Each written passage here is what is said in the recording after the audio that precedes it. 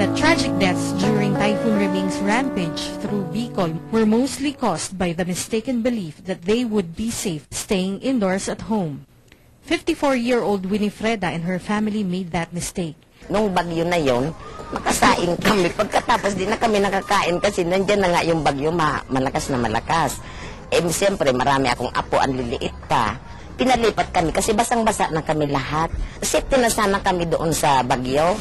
Tapos, tinawag kami, nandyan na daw yung tubig, bumigla nga yung tubig. Paglabas namin, talagang wala na kami yung madaanan. Nakita ko, yung anak ko, tsaka yung 3 anak, inanod na. Talagang inanod na sila, nakikita ko. Luckily, they were pulled to safety by some men. However, Kami naman, yung 3, yung manugang ko at saka itong asawa ko, kami na lang anong doon. Umakit naman ako doon sa matastas ng kontes. Pagdating naman doon, lalampasan na naman kami ng tubig. Hawak-hawak ko yung apo kong 2 taon. Nakita ko yung bubong, sabi ko, ito na lang ang ligtasan natin, akyat tayo ng bubong. Pagdating naman ng bubong, maaapawan na naman kami ng tubig. Nakita ko yung mangga.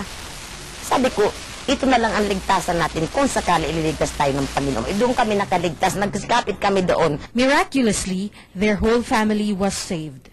But each went their own way soon after, leaving Winifreda and her husband to fend for themselves in an evacuation center. Sana nga ho, kung kaya pa lang, ang gusto ko, maliit lang na matirahan kaming mag-asawa. Sapat na yun sa akin. Tapos sabi ko, kahit sa pagtinda-tinda lang, may mapunan, para may mapunan kami ng pagkain.